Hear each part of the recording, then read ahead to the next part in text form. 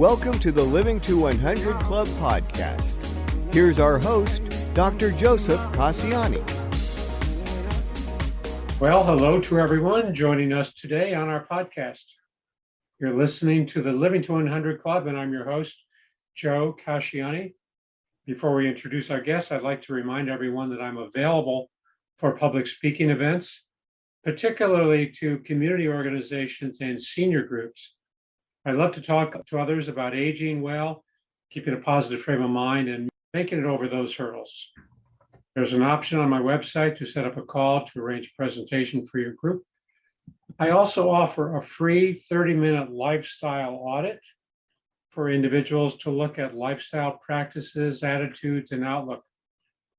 This audit gives us an idea if one-on-one coaching with me may help to bounce back from challenges and setbacks. Set up a call with the button on my website to get started with this lifestyle audit. And one last item of self-promotion, if you're looking for a consultant or trainer on clinical topics like dementia or depression, this is my wheelhouse. So feel free to contact me if there's a need in your organization. Contact options are on my website, again, livingto100.club.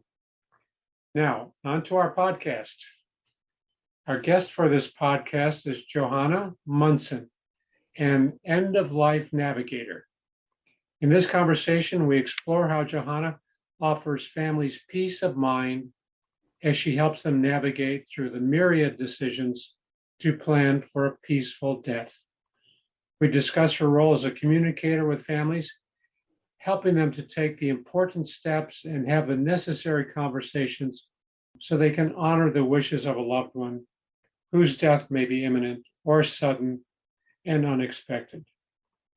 First, a little background. Johanna Munson is a highly practical yet deeply spiritual entrepreneur whose soul-centered leadership brings you peace of mind through end-of-life planning.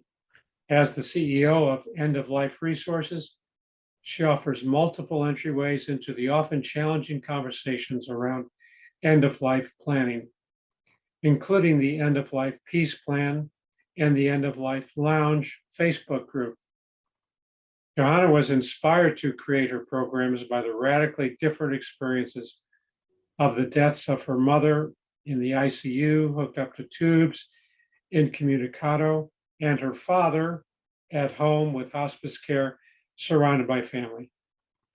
To turn the pain and guilt associated with her mom's loss into peace with her dad. And now others can benefit. Planning brings peace, and that is her wish for all. Johanna, welcome to our program. Thank you so much, Joe. It's an honor to be here and to be able to speak to your listeners and share my story. Great. I'm looking forward to this conversation. Thank you for joining us. I always begin my opening our program asking our guests to tell us a little bit about the journey that brought you to where you are today. I referenced some of it in the intro, but tell us a little bit more about the journey. Yes, thank you. So it really came about because of the deaths of my mom and my dad. It will be 15 years ago next month that my mom died. She got a sudden diagnosis of advanced leukemia, and there was no clue before that she was even ill. And they suggested they recommended that she go in the hospital and have chemo. That's what she chose to do. Ended up dying 5 weeks later. And we had never had any of these conversations, didn't know what she wanted, what mattered to her. We could only guess. And it was my dad and my two sisters. And it was really, really difficult, some of the decisions that we had to make. She ended up, as you said, unable to communicate. And so we didn't know what she would have wanted. And we really just had to guess. My dad, we thought he might die soon after because they were so close, and that often happens, or it can happen. But he lived 11 more years. And so over the course of that time, of course, we did have conversations. I say, of course, but it's not really of course. He was the one who started the process of having the conversations. And so it just made it easier in so many ways. So that was the sort of turning point that brought me to it. I've been in education for more than 30 years. I've been a parent. I've brought up kids and then sort of reverse parented my dad out of this life. And I have a coaching background. So that all combined to bring me to this point where I'm supporting others through this process. Yeah, so the personal experiences with the mother and your father, plus just being so close and comfortable with educating others and helping them to get through challenges or learn new skills, learn new talents. This is the journey. This is how you got to where you are today with the End of Life Navigator. Yeah, so I'm sure this is very important to you and wanting to share what you learned, some of the painful steps. I'm sure it was very difficult with your mother not having had any of these conversations. I don't think that's so uncommon. I mean, it's certainly unplanned, unexpected, but it's not so uncommon, is it? Yeah. No, we don't want to face up to the fact that we are temporary beings on this planet, and that reality is that we are all going to die at some point.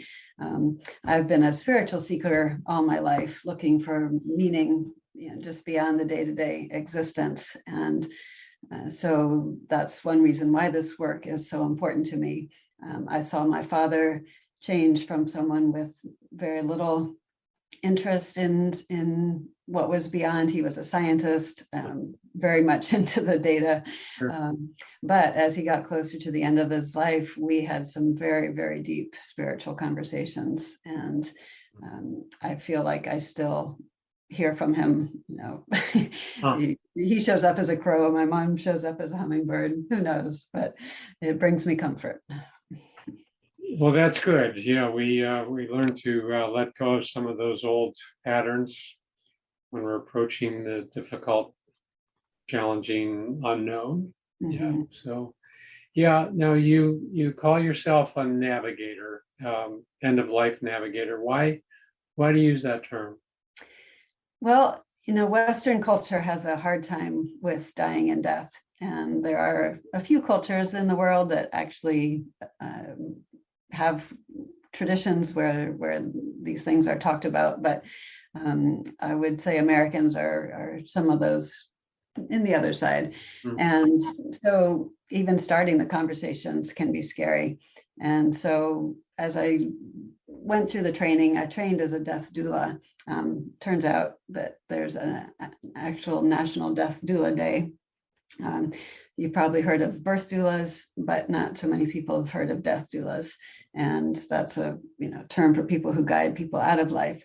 I decided I'm more interested in the advanced care planning side of things. And again, it's unknown territory. And because I've been through the weeds, I've scouted out the pitfalls.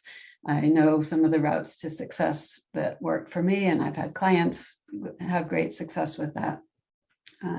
So I feel like I'm a guide, and life is a journey, and we can always use another guide to help us find a way. Yeah, so you're focused more on the pre-death planning experience, that kind of making those tough decisions. I know we'll talk more about that in a little bit. And the death doula is a guide to what? Help? Yes, so death doulas actually work with a family at their loved one's end of life.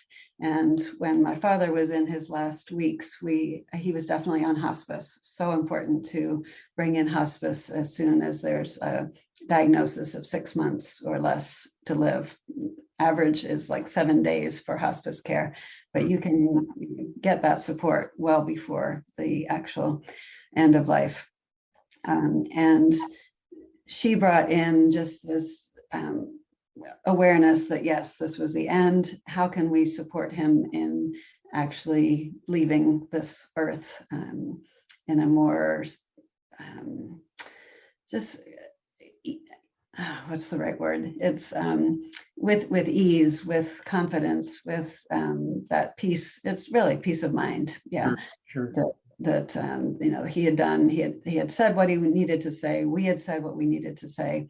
Those conversations were not lingering. No guilt or regret, and it's just makes such a difference.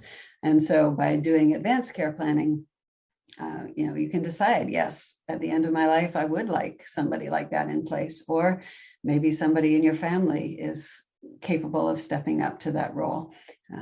But there's so much more that's possible because death is sacred. I was honored to be at the actual moment of death with my father-in-law, then my mother-in-law, my mom. My dad died in the early morning and we weren't there. But there is that moment when they're alive and then something leaves, and it's not an emergency. It's a time to just honor them, honor your relationship with them. And if we can be intentional about it, it's a blessing that lasts the rest of your life. Sure. Yeah. A richer experience, I would say. I've been at the deaths of two of my siblings. Neither of my parents I was around for, but I was at the deaths of two of my sisters. And it's a tough experience, but you're right. When you're there, it's much easier to process it and be present. Yeah. I learned when I was working with hospice organizations and training, I always learned that sometimes there's very little that we can do as a mental health professional, and especially working with the dying patient. It's not like we have the answers. It's more like just being present and reassurance. I mean, we know that one of the biggest fears is dying alone, right? Dying alone. So that's why it's just good to be there and be present. And even if we can't, fix anything, we're helpless, right? Yeah, and apparently the last sense to go is hearing. And so even if the dying person can't speak, they can still take in your presence, both, your voice, your touch, and that level of comfort, it's priceless. Yeah. So you mentioned the difficulty that we have facing death. I mean, someone told me talking about death is like staring at the sun. It's not easy to do, and you've shared some of your experience, and you've learned a lot from others, I'm sure. But what is it that drives us to be so defended against this? What do you think? Well, research has shown that the more unattractive or dreaded a task is, the more likely we are to put it off. It comes from a study, the Productivity Project by Chris Bailey. And there are 5 elements that make a task unattractive. And the first one is boring. Second is difficulty, how difficult it is. Third is how frustrating it is. Next would be how unstructured or unclear it is. And then lastly, it's either lacking in personal meaning or carries too much personal meaning. So it's too much to handle. And so making these end of life decisions ticks all those boxes. Yeah, it fits all of them, right? Yeah. Yeah, it's boring. We got to think of all the details and we just want a checklist. Here, I've done this, done that. It's difficult. It can be time consuming, could be expensive, scary and emotional. So it's definitely challenging in that way. It's frustrating because we have to deal with others. It's not just making decisions for ourselves, but others are impacted by those decisions. And it doesn't always go smoothly or according to what we think we would want. In terms of structure and clarity, we just don't know where to begin. It just feels overwhelming. And then the personal meaning one is interesting. Some people might think I don't need to do this. I don't need a will because I don't have that much to pass on. It's very, it can be a lot more expensive if you don't have any of this in place. And also then medical decision making, everybody over the age of 18 should have an advance directive or a living will. There are just so many basic things that make it easier. So just difficult. And as you say, the important part is wrestling with that, coming to terms with it. It's a fact of life. I mean, nobody leaves this planet alive, right? So Nope. you have a very nice program, semi-structured program that goes through a lot of the important decisions, a lot of the important steps. Can you share with our listeners this 10-week program? I'd love to. So it's my signature program is called the End of Life Peace Plan, and it's practical. We start with a checklist where we lay out the decisions that need to be made ahead of time, make sure that you have covered all of those. We organize all of your information in a binder so your loved ones know exactly where to look when the unthinkable happens. And this can happen at any point, right? It's not just aging and end of life. Think of the 95, 100-year-old, right? Accidents happen. And so you never know when we might need this. Right. So there's the practical side. Then there's the more human side. We want to think about your legacy. How do you want to be remembered? What matters to you? Now, I have a client who went through this program and decided as a result of it that she was ready to downsize. She didn't want to have the house with the guest rooms and the big yard that she had to take care of. And she actually restructured her life because of this. And now she gets together with her kids and their grandkids in a special location every year, or she goes to visit them. And so she's really freed up some fun. She's freed up the energy and made that real change so that her life is much more meaningful now. The third part is the most important, and that is to have these conversations. And what's one really unique thing about my program is that 3 of the sessions are with other people, right? So you're making this plan for yourself or with a partner, but there's so many other people who are involved. You need to consider, right, as you age, where do you want to live? Well, it's a good idea to talk to your kids about that. Who's going to be around to help you out? Are you going to need to go into assisted living? Do you have the funds to do that? So we get really in depth about these things that once you've made the decisions, I know the conversations are difficult, but I'm trained as a communications coach. And so it's there's my joy to see these conversations happen. So we meet 10 sessions, meet 10 times online, usually about an hour. And yeah, we start with that assessment. Then we look at the foundational work, doing the reflecting, making the choices, and then what I call clearing the way, making sure everything's organized in that binder. If there are relationships and personal goals that might be sort of unfinished business, we make sure those get addressed. And then, conversations. How many times have we wished that we could have one more conversation with a loved one? So we tell the people right now what we want to share with them. What I really like about this is its semi-structured nature. It's not so open-ended, and it's not so fixed that people have to go through a rigid step-by-step check the boxes. So you do have agenda items where you do have topics that you want to cover, but there's some flow back and forth around that. I think that's really good, because we certainly don't want 10 hours of how do you feel today and what do you want to talk about. No, there's definitely an agenda, and the fun part is what comes out, the growth that happens, the realizations that I'm ready to be done with this part, ready to move on to this part. I love that in other episodes I've heard a couple of times that our 60s are actually our most productive decade, right? Yes, I've heard the same research. Yeah. And so why not, make more of these, whatever time we have left, and that clarity can come through doing this work.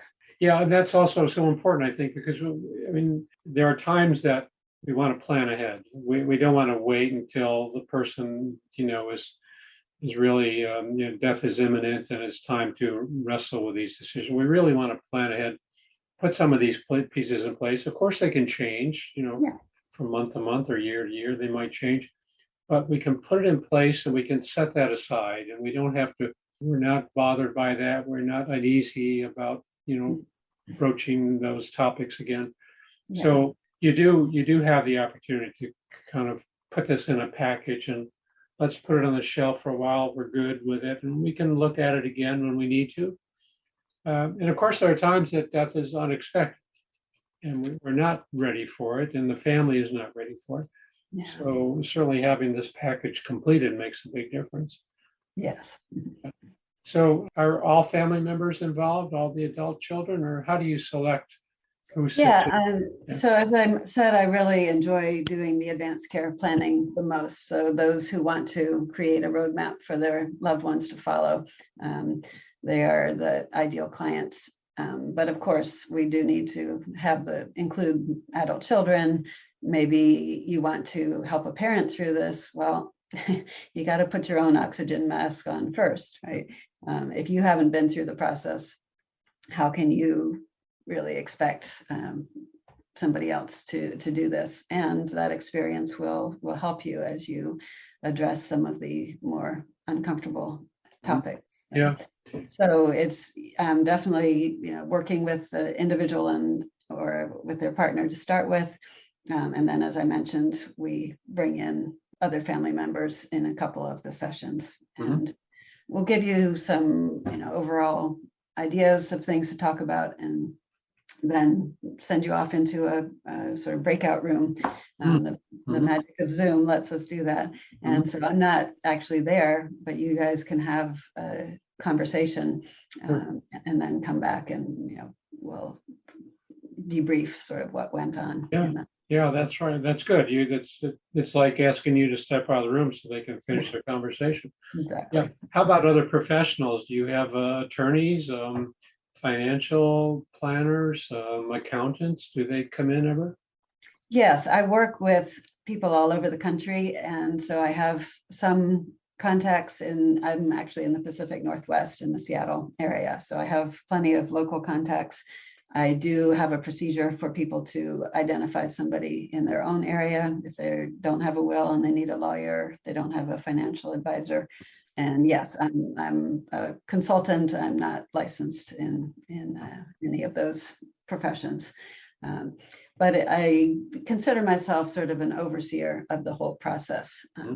Somebody who makes sure that you have this in place, you have that in place, and you don't have to worry about those. Do I have everything covered? Almost like a broker, bringing in different specialties to make sure it's a nice, complete, comprehensive package. That makes sense. Yeah, that's a great way to put it. Yeah. So are there times that families start out but don't want to continue or don't want to complete it? Have you seen that? So I go for whatever they consider would be a quick win, right? So getting the checklist covered is usually the first thing, so they know where they stand. But I want them to experience success right away, and so it may be checking on that will and the advance directive, make sure that those powers of attorney are still who they want to be. Once they get that done, it's like, oh, well, now I can have a conversation with that person. They know what the next step is. The accountability is really key. So the way that it's set up is that we meet on a weekly basis. And so you have specific action tasks that you need to do before we meet again. And if it doesn't happen, we talk about why that is. That's where my coaching background helps out a lot, because there are fears, there are established communication patterns that we inherited. My family didn't talk about death when I was young, and only because of my dad and his willingness were we able to change that. And Sure. Yeah, and you talk about the importance of communication and being able to resolve differences, because I can imagine this process, as good as it is, it doesn't always go so smooth. No. Right? You got people kind of butting heads or different opinions. No, I don't want to do this. Yes, you should do that. Yeah. So you reach impasses, I can imagine, from time to time. Yeah, and there's often we make assumptions about what other people are thinking or what they want, and so we kind of back down that ladder of thinking we know what others are thinking, Yeah. and then just stick to the facts. Okay, this is what I said, this is what you said, and revisit it. And sometimes people do need a break, and we come back in a week or two. And Oh, really? Yeah. So you'll take off, or you'll postpone for a week? That's not ideal, because Sure. 10 weeks is already a lot of time to spend on this, and so that commitment to getting it done in that time frame is pretty important. Yeah, and I like what you said about looking for the small wins, the small successes, so they feel like there's some progress here. And I guess there's also times when you know what they need, which is different from what they want. Right. We call it the broccoli and the chocolate. The chocolate is what they want. The broccoli is what they need. Yeah. So we can't be too insistent on the broccoli, right? I'm sure that happens too. And they say, no, I'm gonna live in my big house. I know my husband died, and I can manage this 4-bedroom home, and that's not the best decision, but that's where that person is, right? So recognize those desires and those preferences, find ways to make sure he or she can do it successfully. Yeah. So 10 weeks is a good time, long time, as you mentioned, 10 hours.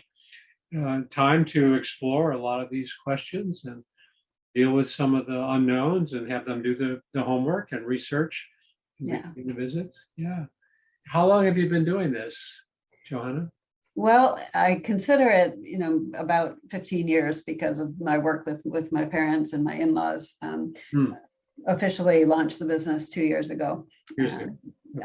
It's been so much fun to just grow the community. When we do this work in community, it really does change the culture. Yeah, so there's the informal experience, and then there's the formal experience with the business itself. What happens when there's no family around, that you're dealing with just an individual, just one-on-one? I'm sure that happens from time to time. Yes, as the baby boomers are aging and losing family members, people don't have as many children, and so they might not have family to step in. There are various avenues to go with that. You can, if you have close friends, they can fulfill the roles of power of attorney. You can also designate a lawyer or another professional to be your financial power of attorney. There are guardianship programs in each state with licensed professionals to take on the medical power of attorney role. And as the population ages, this becomes more and more of an issue. Each county in the U.S. has what's called an Area Agency on Aging, AAA, right. Area Agency on Aging. I'm sure you're familiar with that. And they have a lot of resources to help people who don't have family who can step in. And so that's a great way to go. There are elder care specialists, people who do this for a living, so I'm not in that position where I would help you find a person to come and do caregiving or do home maintenance. Right. But there definitely are people who have that calling and serve in that role. Mm-hmm. So what would you recommend to a couple or a single individual who has no family and no children, and they want to be sure there's somebody around to take care of their estate or take care of, help with medical decision? This isn't the Area Agency on Aging task, or elder care professionals, or how does someone go about finding an entity or a resource? Yeah, in the end of life peace plan, we go through this exercise called the Circle of Caring, and you look at people who are close to you, and then go out a little bit further, maybe some interest groups or religious organizations, and then beyond that would be the professional people who can step in a professional capacity, and that includes looking at assisted living, looking at nursing home if that's appropriate. And it is a huge financial burden on elderly to handle all of that. And so that we look at ways to make sure that support is in place and do it ahead of time, right? Go visit some assisted living places. Think about some options for, other places you might be able to move to where your needs are met by others. Sure. Yeah, that's really the name of the game, isn't it? To do this in advance and to do some planning and preparation wherever we are, whatever is happening. If we're living in our own home, making proper adjustments so we can continue to live there. Or if we're going to be moving, how to downsize and how to locate another home or residential setting. It's all about doing this in advance because we're much better when we have time to make informed decisions than at the last minute when we don't have so many choices. And that's what you're really talking about too, helping people do this in advance. It's just smart. Sure. Well, just wondering, you have a Facebook group, I understand, where people can have this dialogue and conversation. Tell us about that. Yeah, so I call it the End of Life Lounge, trying to make it a little kind of a friendly, warm place. Bring your cup of tea or your cocktail and hang out.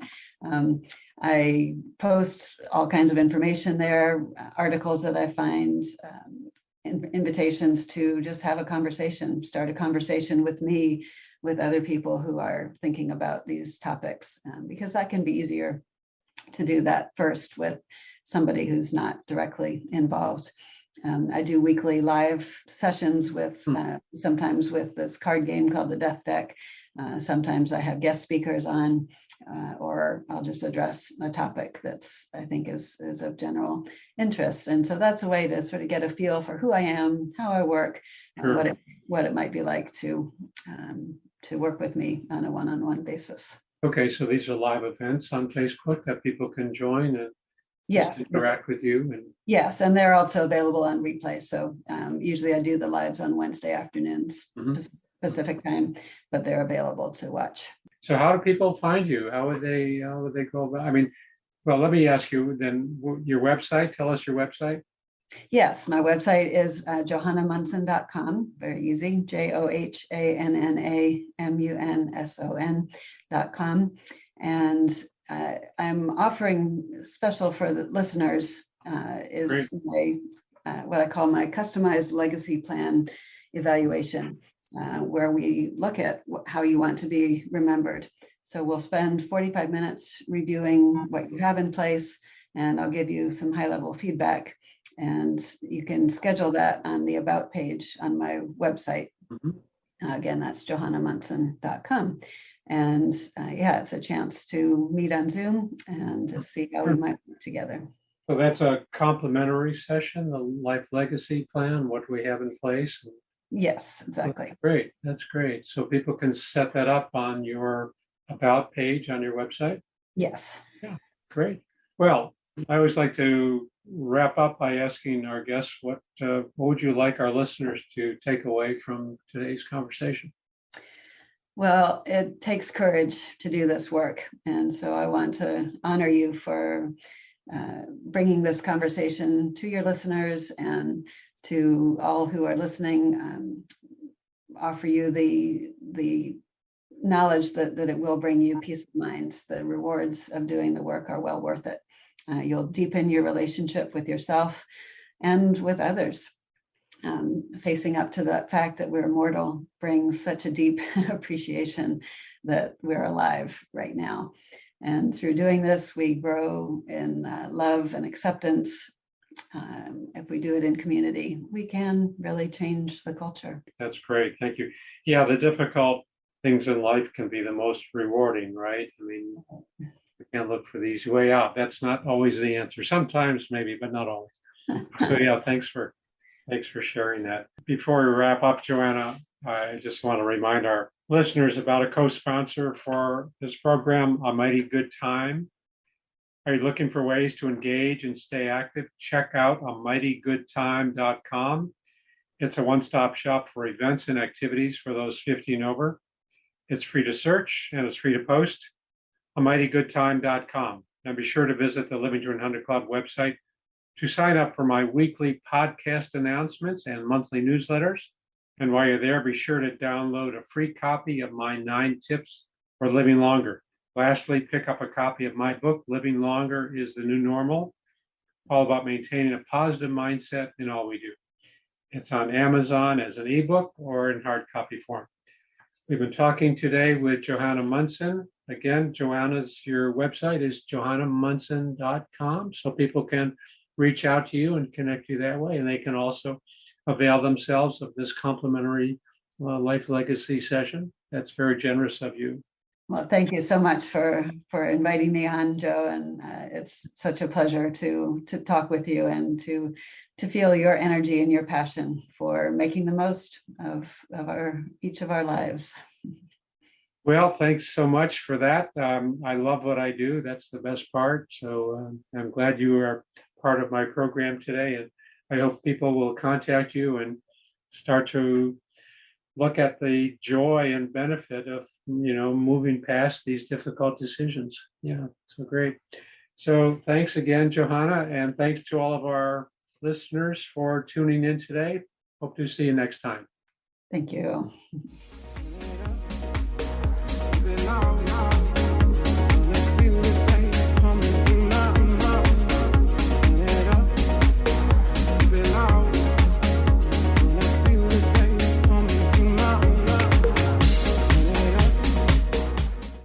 Hi, I'm Lori LeBay, and I wanted to tell you about Alzheimer's Speaks, which is another great podcast. You see, my own mother lived with dementia for 30 years, and I felt lost. Did you know every 3 seconds someone in the world is being diagnosed with dementia? Odds are it's going to hit your families too. We want to help you connect to services, products, tools, research, and stories so you can be prepared. Please subscribe to Alzheimer's Speaks on your favorite podcast platform.